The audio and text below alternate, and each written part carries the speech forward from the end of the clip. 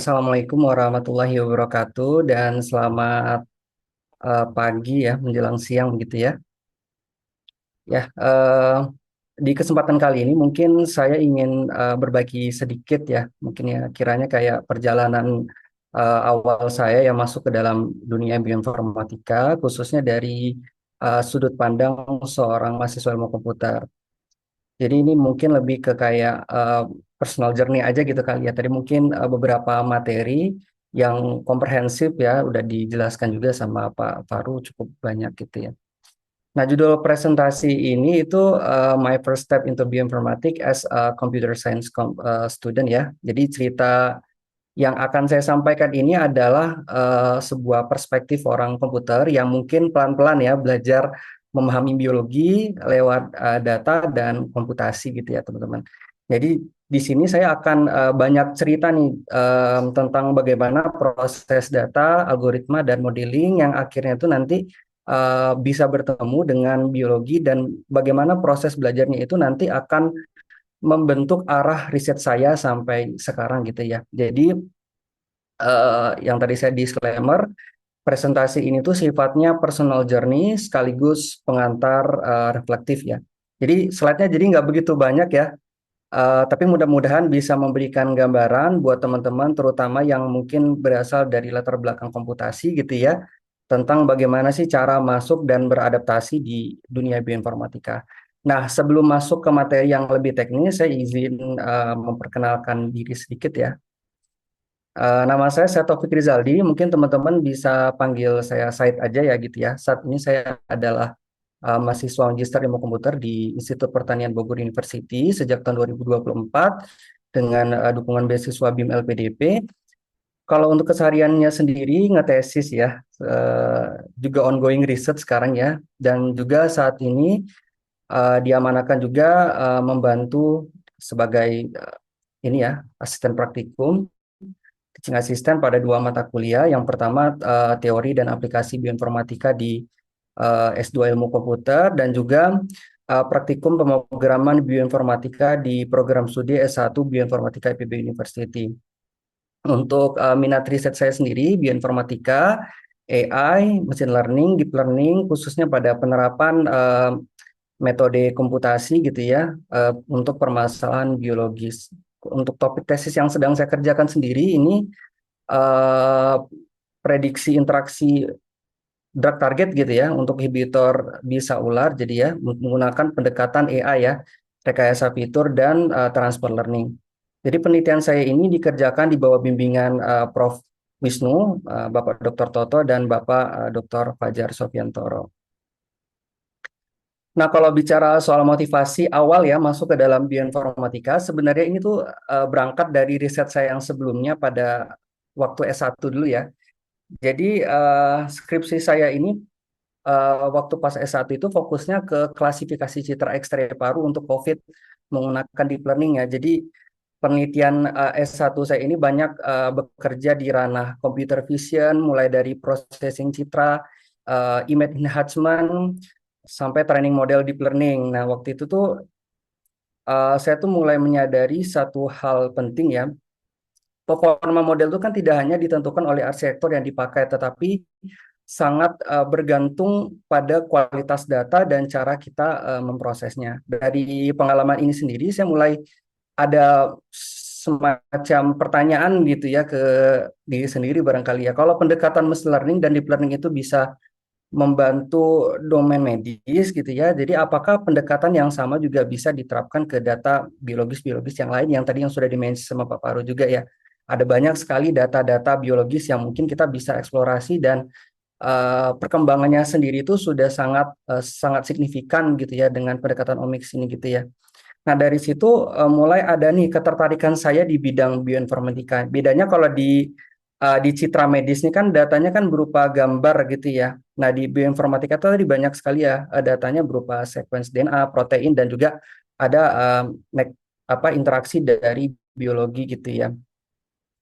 Tetapi kalau kita lihat dari secara komputasinya sebenarnya tantangannya tuh mirip ya. Jadi bagaimana mengolah data yang kompleks, bagaimana merepresentasikannya dan bagaimana mengoptimalkan model supaya hasilnya itu lebih lebih bermakna gitu ya. Jadi mungkin ini menunjukkan dari titik awal saya dari computer vision gitu ya dan deep learning, lalu pelan-pelan gitu ya S2 di sini masuk ke ranah bioinformatika yang nanti basisnya itu ke modeling dan optimasi algoritmanya gitu ya. Gitu. Nah, mungkin ini udah banyak juga ya dijelaskan tadi ya.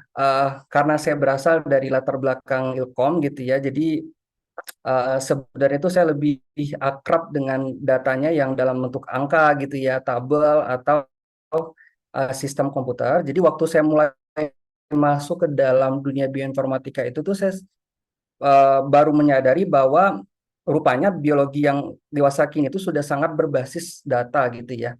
Jadi hanya saja bentuk datanya itu agak beda gitu ya. Datanya bukan langsung angka, tetapi berupa sequence DNA, RNA, dan protein. Jadi awalnya datanya terlihat seperti teks biasa, seperti kalau DNA itu kan ATGC gitu, yang terlihatnya acak gitu ya. Dan waktu itu saya juga belum memahami itu makna apa sih makna sequence-nya tuh gimana gitu, memahaminya maknanya sih apa sih gitu ya. Nah, dari situ tuh saya mulai belajar nih konsep yang mungkin dasar banget gitu ya di biologi molekuler, yaitu dogma sentral biologi gitu ya. Mungkin teman-teman biologi ini sudah sangat-sangat ini ya, tetapi ini konsep dasarnya saya belajar dari situ dulu, dan juga saya waktu pas kuliah juga diarahkan ke sana gitu untuk belajar awalnya gitu ya. Jadi konsep ini tuh menjelaskan secara singkatnya tuh ya, mungkin kalau boleh saya sedikit menjelaskan, informasi biologis itu mengalir dari DNA ke RNA lalu diterjemahkan menjadi protein. Nah, jadi konsep ini tuh menjadi suatu titik balik saya menyadari hal yang penting, biologi itu bukan hanya sekedar huruf yang A, T, G, C dan sebagainya gitu ya, tapi sebenarnya merepresentasikan proses biologi yang nyata di dalam sel gitu rupanya ya. Nah, setelah itu baru nih sudah bergeser di dogma sentral, saya barulah mulai belajar sedikit yang agak lebih advance gitu ya, yang tadi mungkin sudah banyak juga disinggung gitu ya, eh, paradigma omics ya gitu ya teman-teman, dan melihat bahwa rupanya biologi ini tidak bekerja hanya pada satu gen saja gitu ya, tetapi rupanya terhubung gitu terhadap sistem yang besar yang saling terkoneksi satu sama lainnya begitu teman-teman ya. Tadi genomics gitu ya teman-temannya mempelajari keseluruhan DNA, terus transkriptomics itu melihat semua RNA yang aktif gitu ya. Proteomics itu kayak mempelajari protein yang terbentuk, dan mungkin yang tadi yang terakhir itu yang metabolomics itu mengkaji hasil akhir dalam bentuk metabolit itu. Nah, dari sudut pandang ilmu komputer, pendekatan omics ini menghasilkan kan juga pada akhirnya menghasilkan data yang besar gitu ya, kompleks gitu dan multidimensi, yang di dalam ilmu komputer itu kita juga sebut namanya big data gitu ya. Ujung-ujungnya big data juga. Nah, di sini nih. Nah, karena itu pendekatan komputasi itu juga jadinya sangat penting gitu ya. Jadi sudah dimention juga bukan hanya untuk sekadar menyimpan data, tetapi untuk menganalisis gitu ya dan mengekstrak makna biologi dari data tersebut. Nah, jadi inilah salah satu motivasi saya juga untuk akhirnya pada akhirnya juga mulai sedikit demi sedikit gitu ya masuk dan menekuni bioinformatika, dan disinilah biologi dan komputasi itu jadi benar-benar menurut saya jadi kayak ada mismatch, ada matchingnya gitu. Nah, ini sedikit aja teman-teman, izin ya menjelaskan terkait dengan terminologi dan bagaimana sih bioinformatika berintegrasi dengan berbagai bidang gitu ya. Nah, di satu sisi ada biologis gitu yang tugasnya tuh mengumpulkan gitu ya data molekuler seperti RNA, DNA, RNA dan protein. Nah, di sisi lain itu ada orang dari ilmu komputer gitu ya, matematika dan statistik yang mengembangkan tools gitu ya, software dan algoritma supaya data itu bisa dibaca dan dianalisis gitu. Nah, jadi bioinformatika itu ada di tengah-tengahnya nih ya teman-temannya, ada di tengah-tengahnya untuk sebagai kayak penghubung gitu antara dua dunia ini gitu ya. Nah, peran bioinformatika di sini itu sebagai integrator ya, orkestratornya gitu ya, kira-kira barangkali supaya datanya tuh lebih supaya bisa kayak quality controlnya gitu loh, supaya jelas prosesnya, konsisten dan hasilnya itu juga berguna bisa menjawab pertanyaan biologi. Nah, kalau dianalogikan ke dalam dunia IT gitu ya, ini mirip seperti kayak membangun sebuah sistem. Ada yang fokusnya tuh di front end gitu ya, kalau teman-teman di sistem ya. Ada yang di back end, ada yang pegang di database-nya gitu, dan ada yang bertanggung jawab terhadap di quality control-nya gitu ya. Gitu. Nah, di biologi pun sama ya, perannya juga di bioinformatics ini juga perannya juga punya pembagian tertentu. Nah, biolog itu biasa dibaratkan sebagai pihak yang menyediakan bahan mentahnya gitu ya. Sementara orang komputasi ini juga perannya itu membantu mengolah data tersebut supaya bisa menjadi insight-nya. Disinilah tadi yang saya katakan biologi bioinformatika itu sebagai integrator gitu. Yang memastikan semua bagian itu tuh bisa berjalan bersama-sama, bukan jalannya tuh sendiri-sendiri gitu. Nah, di slide ini sebenarnya mau menunjukkan satu hal yang mendasar di bioinformatika, yaitu pendekatan komputasi itu luas banget ya. Jadi tidak hanya pada satu metode tertentu saja. Jadi di bioinformatics itu juga tadi sudah disebutkan juga sama Pak Paru tadi luas banget gitu ya. Jadi benar-benar memang benar-benar seluas itu ya. Apalagi kalau misalnya kita tarik pendekatannya itu terhadap komputasi itu juga makin luas gitu ya. Jadi mungkin teman-teman juga di sini sering ya dengar istilah seperti machine learning gitu ya, deep learning atau reinforcement learning gitu ya. Dan kadang muncul kesan bahwa bioinformatika itu jadi identik dengan AI gitu ya, atau bahkan seolah-olah semua harus diselesaikan nih dengan FOMO gitu ya, dengan deep learning gitu ya. Nah, padahal sebenarnya itu bukan tujuan utamanya ya. Jadi AI itu bukan sebuah tujuan yang utama gitu ya. Jadi pendekatan-pendekatan AI ini itu hanyalah sebagai alat ya, sebagai tool saja yang kita pilih itu tergantung pada masalah biologis yang ingin kita jawab apa tadi. Tergantung ini sangat benar-benar based on datanya seperti apa dan kira-kira metode AI apa yang tepat untuk kita gunakan untuk bisa menjawab pertanyaan biologis ini. Jadi yang menjadi titik awal itu tetap di biologinya ya, masalah biologinya seperti apa, pertanyaan biologisnya apa, dan data biologisnya seperti apa yang tersedia. Yang biologi ini memang sudah kompleks ya dari awal kita berhadapan dengan sequence DNA, RNA, protein gitu ya. Ini teman-teman di sini datanya banyak juga ya. Ada data ekspresi gen gitu ya.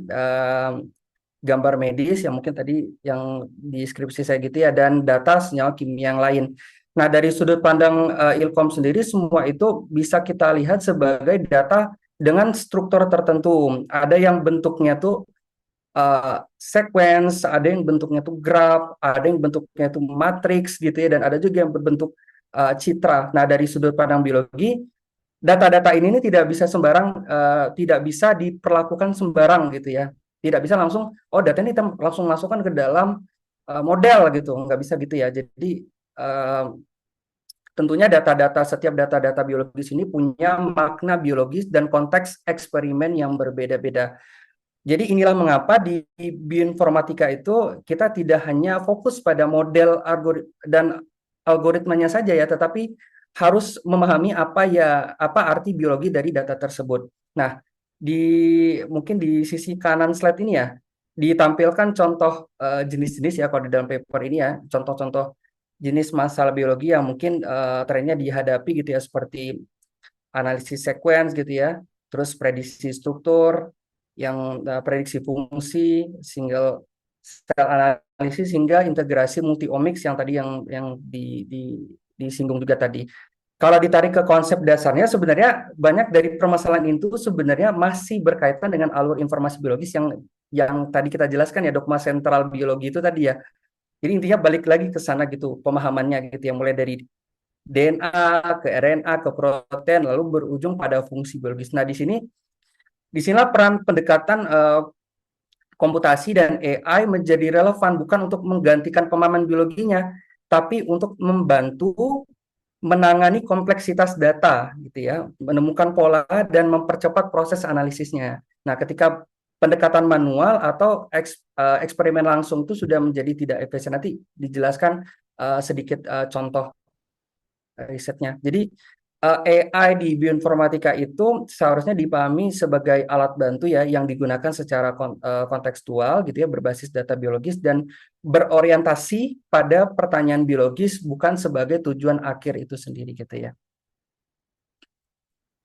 Nah, di slide sebelumnya kita sudah melihat ya, tadi sudah banyak diceritakan AI dan machine learning itu bukan sebagai tools atau bukan tujuan yang gimana gitu ya. Nah, alat untuk membantu kita memahami, jadi AI itu jadi alat untuk membantu kita untuk memahami masalah biologis yang kompleks. Nah, buat saya pribadi sebagai mahasiswa komputer ya, yang lagi belajar nih masuk ke bioinformatika, jadi ini tuh jadi titik penting untuk melihat hubungan antara komputasi dan proses biologi yang nyata. Kalau kita ingat lagi ya, tadi sudah di dogma sentral tadi ya, kalau dalam konteks ini kan dalam konteks terapi dan pengobatan, kalau yang di PPT ini, protein itu kan sering menjadi target biologis yang utama ya kalau dalam penelitian ini ya, karena perannya itu dalam menjalankan berbagai fungsi seluler. Nah di situ masuk konsep yang disebut salah satu dari pendekatan bioinformatika ini ada yang disebut dengan drug target interaction prediction gitu ya. Nah, eh, drug itu kan mungkin bisa dipahami sebagai molekul kecil yang bekerja dengan cara berinteraksi langsung dengan protein sebagai target biologis.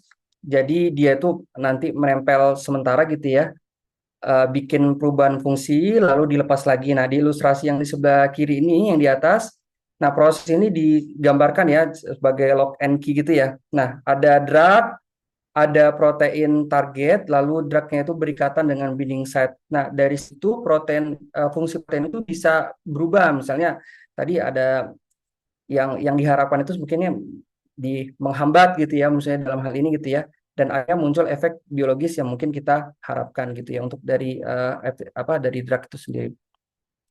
Tapi kalau kita lihat lebih jauh, proses yang kelihatannya sederhana ini sebenarnya sangat kompleks ya. Ketika jumlah senyawanya sangat banyak, terus protein targetnya juga banyak, jadi kita tuh nggak mungkin semuanya diuji satu persatu di laboratorium gitu ya. Oke, nah di sinilah pendekatan bioinformatika dan AI mulai terasa nih perannya. AI itu dipakai bukan untuk mengganti eksperimen itu, tetapi sebagai alat bantu untuk menyaring dan memprioritaskan kemungkinan interaksi berdasarkan data empiris yang sudah ada gitu. Nah, terus di bagian kanan slide ini gitu ya, ini salah satu contoh risetnya bagaimana pendekatan tersebut dipakai dalam riset.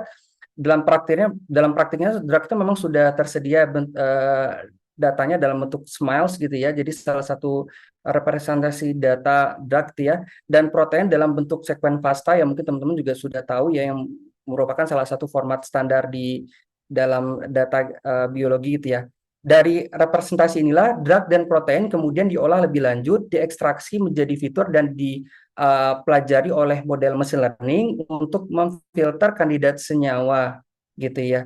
Nah, contohnya dari database senyawa herbal itu kita bisa menyaring kandidat yang berpotensi berinteraksi dengan protein target SARS-CoV-2 ya. Ini salah satu risetnya sebelum masuk ke dalam tahap lanjutan seperti tadi yang singgung tadi ya, virtual screening, docking gitu ya. Gitu. Uh, nah, ini kalau kita lihat secara prinsip pengembangan workflow atau aplikasi bioinformatika itu sebenarnya dibangun secara berlapis yang mulai dari data gitu ya, lalu pipeline analisis, kemudian lingkungan komputasi sampai akhirnya dieksekusi di dalam server, cluster, dan cloud. Dan juga saya kira aplikasi bioinformatika itu sudah sangat banyak berkembang gitu ya, yang sangat user friendly, yang salah satunya disinggung itu ada Use Galaxy itu tadi ya.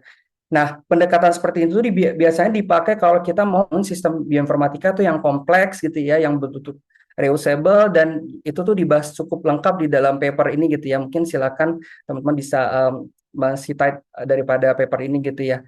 Tetapi di penelitian saya fokusnya bukan ke pengembangan aplikasi, melainkan ke workflow eksperimen yang basisnya itu lebih ke modeling dan optimasi algoritma. Nah, workflow yang saya mulai itu dari data handling ya, di mana di sini tools-toolsnya itu banyak tadi dipakai Python ya. Saya juga menggunakan Python, tapi terutama library yang saya gunakan tuh Pandas dan NumPy gitu ya, banyak ke sana. Nah, Pandas itu saya gunakan untuk membaca gitu ya, menggabungkan dan membersihkan data bioinformatika dari berbagai sumber. Nah, sementara kalau NumPy itu lebih kepada operasi numerik dan representasi data ya supaya ya lebih siap itu masuk ke dalam tahap modelingnya. Nah, setelah datanya siap, saya masuk ke dalam tahap modeling dan optimasi algoritma yang memang inti penelitian saya di sini ya. Di sini saya menggunakan sklearn gitu ya untuk eksperimen dan benchmarking model mesin learning klasik serta PyTorch untuk membangun dan melatih model berbasis deep learning. Jadi library-library ini sebenarnya membantu saya untuk fokus pada eksperimen dan evaluasi algoritma, bukan membangun aplikasi yang kompleks gitu ya. Semua eksperimen ini juga saya jalankan ya di dalam environment ya tentunya supaya bisa dijalankan secara konsisten dan tidak tergantung pada satu mesin saja. Saya menggunakan yang namanya Miniconda gitu ya. Jadi Miniconda ini adalah versioning yang lebih mini daripada Anaconda kalau teman-teman tahu Anaconda gitu ya. Untuk mengatur environment dan dependensi sehingga versioning library-nya itu tetap sama. Jadi kalau saya misalnya pengen nyoba nih, saya baca paper nih dia nyantumin GitHub terus saya pengen nyoba apa lagi apa sih risetnya dia itu. Nah, saya tuh bisa menggunakan Miniconda ini terpisah di environment yang terpisah gitu sesuai dengan versioning yang sudah dia tentukan gitu ya. Dan karena proses training ini cukup berat karena saya kan mainnya di modeling dan optimization ya. Jadi saya banyak sekali tuning-tuning hyperparameter kalau misalnya teman-teman komputasi ya. Itu saya jalankannya di HPC ya. Kebetulan saya menggunakan fasilitas di Advanced Lab di IPB, NVIDIA DGX A100 ya, yang cukup advance saya kira dengan dukungan GPU ya, GPU yang direpresentasikan oleh NVIDIA. Ini tuh membuat eksperimennya tuh skopnya lebih besar gitu ya dan supaya lebih efisien. Nah, jadi intinya library yang saya gunakan tuh sebagai alat eksperimen komputasi yang mendukung workflow penelitian berbasis data, modeling, optimasi algoritma dan data-data bioinformatika. Nah, kalau kita bicara contoh use case-nya, Botani data dan biologi, salah satu pengalaman yang paling konkret mungkin ya, yang mungkin saya bisa share untuk sementara ini adalah pengalaman saya sebagai asisten praktikum di mata kuliah praktikum pemrograman bioinformatika pada S1 bioinformatika. Nah, kebetulan pada mata kuliah ini itu dikoordinasikan oleh Prof. Wisnu yang juga menjabat sebagai ketua Prodi Bioinformatika IPB, S1 Bioinformatika IPB. Nah, di mata kuliah ini tuh mahasiswa tidak hanya langsung lompat ke proyek besar, mereka tuh mulai dari dasar-dasar pemrograman Python yang seperti memahami sintaks, kondisi if else gitu ya, looping dan function. Nah, pelan-pelan teman di S1 tuh mulai dikenalkan nih dengan struktur data, cara mengolah data biologis yang mungkin representatif FASTA dan CSV gitu ya. Dan juga mereka tuh udah mulai tuh aware, oh rupanya data-data ini tuh rupanya ada maknanya loh gitu ya, data DNA RNA yang tidak hanya sekedar huruf biasa gitu, itu ada makna yang signifikan terhadap fungsi sel gitu ya contohnya ya. Nah, setelah itu mahasiswa juga mulai dikenalkan ya Python gitu ya tentunya karena di mata kuliah ini, kemudian NumPy, Pandas, dan ya banyak ini ya, banyak juga library seperti BioPython juga dikenalkan sehingga konsep data science dan biologi ini memang benar-benar ketemu. Nah, baru kemudian semua konsep ini tuh pada akhirnya tuh dijadikan proyek akhir praktikum gitu ya. Jadi disinilah data science yang benar-benar diterapkan untuk bisa mungkin menjawab sedikit lah pertanyaan biologis dalam konteks proyek mata kuliah gitu ya. Nah, contohnya mahasiswa itu mengerjakan proyek analisis GC konten gitu ya, analisis similaritas sequence yang sederhana gitu ya tentunya ya, nggak yang berat-berat seperti di Use Galaxy gitu ya. Terus ada yang juga mengembangkan CLI tools gitu ya, command line interface gitu ya untuk bisa menganalisis DNA, RNA dan protein ya gitu ya. From scratch ya teman-teman ya. Jadi kalau dalam tuntutan mata kuliah ini jadi ngodingnya from scratch. Jadi mungkin kayak library di BioPython itu kan langsung pakai gitu ya, tapi diharapkan mungkin di dalam mata kuliah ini memang ngodingnya from scratch. Jadi memang benar-benar tahu tuh gimana sih cara mengubah gitu ya dari DNA ke RNA dan sebagainya sampai ke bawah-bawahnya gitu ya. Yang menarik ini bukan hanya sekedar latihan coding, tapi mereka itu tadi ya from scratch gitu ya, memahami fenomena, memahami logikanya, terus bagaimana menerjemahkannya dalam fenomena biologis gitu ya. Gitu. Nah, sebagai penutup dari seluruh cerita saya sampai ke hari ini, jadi saya ingin menyampaikan suatu hal yang sederhana ya. Jadi bioinformatika itu bukan tentang seberapa canggih tools yang kita pakai, tetapi tentang bagaimana kita memahami masalah biologis lalu menerjemahkannya ke dalam ke dalam memahami dalam masalah biologis lalu menerjemahkan dalam data, model dan komputasi. Nah, sebagai mahasiswa ilmu komputer, itu saya tuh belajar bahwa latar belakang komputasi itu bukan sebagai penghalang gitu ya, justru menjadi modal yang sangat kuat selama kita tuh mau pelan-pelan memahami konteks biologinya, baik lewat riset berbasis modeling dan optimasi maupun lewat pengalaman mengajar di kelas. Jadi saya semakin yakin bahwa bioinformatika ini adalah ruang temu antara biologi dan data science di mana pendekatan lintas disiplin ini benar-benar dibutuhkan gitu ya. Jadi buat teman-teman yang mungkin berasal dari latar belakang komputasi, semoga cerita singkat ini tuh bisa memberikan gambaran bahwa masuk bioinformatika itu sangat mungkin dan bisa dimulai dari langkah-langkah kecil. Semoga apa yang disampaikan saya ini ada manfaatnya gitu ya dan bisa diambil untuk teman-teman semuanya. Terima kasih atas perhatiannya teman-teman Bapak Ibu semuanya. Wassalamualaikum warahmatullahi wabarakatuh.